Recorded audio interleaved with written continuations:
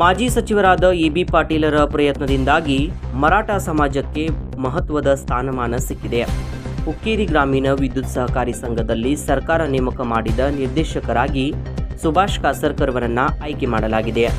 ಈ ಹಿನ್ನೆಲೆಯಲ್ಲಿ ಸಂಕೇಶ್ವರ್ ಮರಾಠ ಸಮಾಜದಲ್ಲಿ ಸಂತಸ ವ್ಯಕ್ತವಾಗಿದೆ.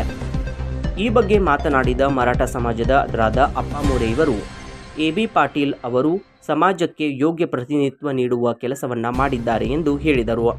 आणखी काहीतरी गोष्टी राहिलेल्या होत्या आणि त्यामध्ये जे गव्हर्नमेंट नॉमिनीचे एक सदस्यत्व होतं, ते सदस्यत्व या आमच्या ह्याच्यातून ही निवडणूक त्यांनी महत्त्वाची करून सुभाष कासारकर सारख्या व्यक्तीला ते निवडून आणलं आणि त्या पाठीमागचा हा उद्देश एक फार मोठा आहे.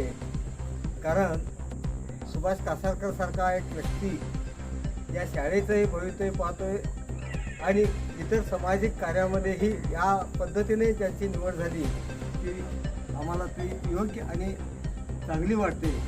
आणि ಇನ್ನು ಎ.ಬಿ. ಪಾಟೀಲ್ ಅವರ ಸನ್ಮಾನ ಸಮಾರಂಭವನ್ನು ಭರ್ಜರಿಯಾಗಿ ಆಯೋಜಿಸಲಾಗಿತ್ತು. ಈ ಸಂದರ್ಭದಲ್ಲಿ ಅವರಿಗೆ ಚಿನ್ನದ ಗದೆ ನೀಡಿ ಗೌರವಿಸಲಾಯಿತು. ಕಾರ್ಯಕ್ರಮದಲ್ಲಿ ಮಾಜಿ ಪುರಸಭೆ ಸದಸ್ಯರು ಹಾಗೂ ಮರಾಠ ಸಮಾಜದ ಬಾಂಧವರು ಸೇರಿದಂತೆ ಹಲವಾರು ಗಣ್ಯರು ಭಾಗವಹಿಸಿದರು.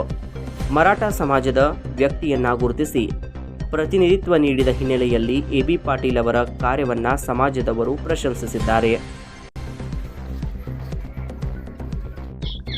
ನನ್ನನ್ನು ವಿದ್ಯುತ್ ಸಹಕಾರಿ ಸಂಘಕ್ಕೆ ನೇಮಕ ಮಾಡಿದಂತಹ ನಾಮನಿರ್ದೇಶಕ ಮಾಡಿದಂತಹ ಸನ್ಮಾನ್ಯ ಶ್ರೀ ಎ.ಬಿ. ಪಾಟೀಲ್ ಸಾಹೇಬರಿಗೆ ಅಭಿನಂದನೆ ಹೇಳುತ್ತಾ, ಅದೇ ರೀತಿ ಇವತ್ತೇನನ್ನು ನಾಮನಿರ್ದೇಶಕ ಮಾಡಿದಾರೋ ಎ.ಬಿ. ಪಾಟೀಲ್ ಸಾಹೇಬರು ಹಾಗೂ ವಿನಯದಾದ ಪಾಟೀಲರು ಎಲ್ಲರೂ ಕೂಡಿ ಏನೊಂದು ಜವಾಬ್ದಾರಿ ನಾನು ಕೊಟ್ಟಿದ್ದಾರೆ.